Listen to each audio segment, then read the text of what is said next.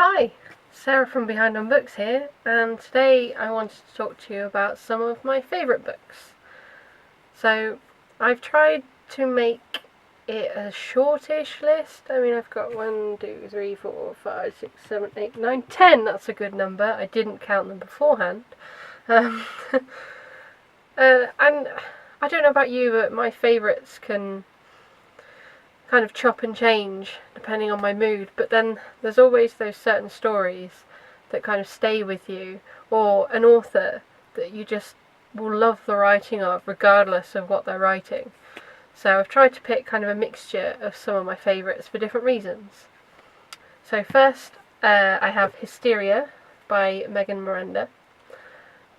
I really love this author's writing. I can't explain it. Sometimes you'll pick up a book and you'll enjoy it, but but there's just something about her writing that just really clicks for me, and I will literally read anything that she writes, even if it's a shopping list. Give it to me, I'm interested. But Hysteria, I think, I'd read Fracture and Vengeance, which is a duology, before I read Hysteria. And I really like them. Again, I like the writing style, but this book, oh my gosh, this blew my mind completely. I mean, you can even see some of these books will have little tags in from where I've used them for my MA dissertation and other work. But if you're kind of into psychological type unreliable narrator books, then this one you should check out. Cool cover too. Love the cover. Next, I have Dangerous Boys by Abigail Haas. Now, I read Dangerous Boys before I read Dangerous Girls, and I think Dangerous Girls packs a bigger punch. I think there's something so horribly, beautifully shocking about the end of Dangerous Girls. I'm not going to spoil it for you if you haven't read it, because once you know, it's like... But I think Dangerous Boys, which came out after Dangerous Girls, is just something more... something more almost like she's taken everything that worked well for Dangerous Girls and then found some other great things and then put them together, and this book came out, and both books are quite uncomfortable in a good way. It's one of those disturbing, thriller-ish type books. And again, it's got a kind of psychological element to it too. But yeah, I love. And again, look at the cover.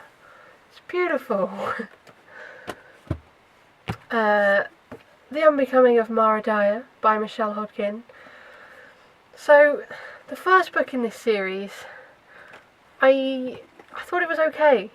I love the concept of it. The idea of, is there something supernatural going on here? Is there something paranormal? And Mara, who's losing her mind with what's happening. But yeah, I found the first bit difficult to get into, but I thought basically, I'm glad that I stuck with the series, because it all comes full circle. There's a really odd bit in the beginning. Again, I've borrowed it for my MA dissertation. There's a really odd bit at the beginning that you kind of forget about until the last book, and then you're like, oh my gosh. So no, I really like that. Yeah, it's a good one. Golden Sun by Pierce Brown. So, I wanted to actually show you Red Rising, but I can't find my copy of Red Rising, which is really heartbreaking because I love that book. So this is the second book in the series. It's got a plain cover because I received this one around Christmas time last year from Hod Escape, and it was like Christmas come early. Red Rising is... I've often seen online Red Queen Victoria Aveyard's Red Queen compared to the story of Red Rising, and they are similar, but they are so different in their intent and in just the general writing is different. I mean, no writing is the same. That's why I struggle when people compare things to other things, because if it's written by two different people, it's not going to be the same. But it's verges. Oh, a bookmark. Cool. It verges to it leans more towards harder SF than, say, something like Red Queen is more softer fantasy, I would say. I mean, it's still fantasy, but the detail and the research and the careful plotting and planning that has gone into this series really shows. Amazing, just amazing. If you're a fan of sci-fi, SF, like that kind of thing, definitely give this series a go. And there's going to be a film! Oh my god! So I mentioned this book in the BookTube newbie tag video that I did. Because for me this really did start a journey of obsessive book hoarding and reading for me. And again, it's probably one of the only books that I have gone out of my way to reread. There's not many books I can reread. I mean, I've read Harry Potter, obviously, and I've reread some of the later ones of Harry Potter. And there's a few other books that will come to in this pile that I have actually reread. But I don't reread very often because the magic's lost. You know what happens. But I just love Yelena and Valak, and I will happily reread them again and again. I'm so glad that the series is kind of continuing. So the series was 3 books, and then there was a kind of like a spin-off series where they had cameos in, which was just 3 books. And then last year, the wonderful Marina Snyder brought out Shadow Study, where I got to go up to Mirror Inc. and meet her, and I was just useless. I was a useless fangirl. I just stood there like, no questions, nothing. I don't think I even said anything intelligent, but I did get my book signed, which was nice. It was fun, it was a lot of fun. Right, next I have a classic, because I think everyone should have a classic on their favourite list. It's just my opinion. And this is Jane Eyre. I have about 3 different versions of Jane Eyre in a physical form, and I bought this one. I haven't even taken it out of its wrapping yet. I can't bring myself to do it. I bought this one when I went with I took my mum to York, and we stayed just around the corner basically from the Bronte parsonage, and I bought this from the shop at the Bronte parsonage. I mean, it would have been rude not to, right? I think I've done so many essays on Jane Eyre in my BA. I think I did. Did I mention it 3 times probably in an essay? And I think I've mentioned it in my creative writing like critical rationales and critical commentaries too, because there's just so much to go on in this book. It's my favourite. It's my favourite classic. It just is. I love it. Next I have Bone Gap by Laura Ruby. Look at the cover first off. Let's just appreciate that. You know, and it's got, look, cute little, can you see? This book surprised me. I mean, when I bought it and I read the first few pages and I just didn't get into it. And sometimes I believe that some books are right place, right time, and it was not the right place or the right time for me to read that book then. But I read it more recently and it blew me away. The writing style is, I mean, it's beautiful. There's no other way to describe it. It's just beautiful. and I think I'll probably talk about this in another video, but people always say it's Rosa's story. I've seen it a lot. This is the story of a girl called Rosa, but for me it wasn't. For me this was all about Finn, just completely all about Finn. But this is probably, I think probably my favourite read of 2015 is Bone Gap.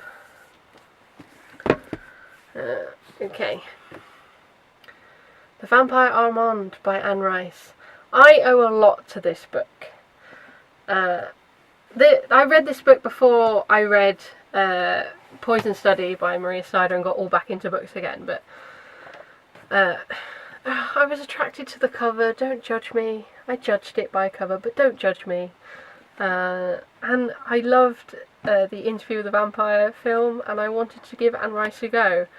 They didn't have Interview with the Vampire, and they didn't have Queen of the Damned or the Vampire Lestat, but they had this book, and I'm kind of glad I started with this book. This book, the writing was like nothing I'd ever read, and it was dark, and it was sexy, and it was just everything that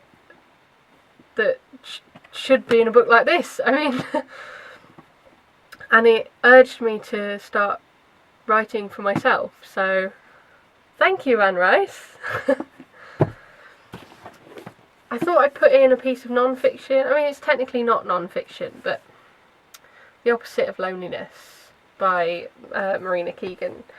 So, if you don't know about this book, this is a collection of short stories and essays by a girl called Marina Keegan, who not long after graduating, I think she graduated, from Yale in 2012, she passed away. And I just think, as a writer, and obviously as a reader, but as a writer, you can just see, it's almost like, it's like a talent lost. You know, the potential was there and now it's gone. And I don't know, her story, some of it, there's just such a weight to some of her stories because she's not here anymore, and you think, you know, what could have been, really. I was in Foyles in London, and I was looking at this book on the shelf, partly because, look, yellow coat, so pretty. And a bloke walked behind me and went, "Don't buy that." And I was like, really? So I bought it. Of course I bought it. And I loved it, so that guy was wrong. And finally, Vampire Academy by Richelle Mead. Oh, this is almost on par with Poison Study and the Study series for me. I think I read this series probably just after I finished the Study series. And I was just so excited that I found another series that was just as addictive. And, you know, Dimitri, who doesn't love Dimitri? You know, for me, I think this is probably the best vampire type book. I mean, I've read the Sookie Stackhouse mysteries and obviously Anne Rice and Twilight. But for me, I think this just really does it.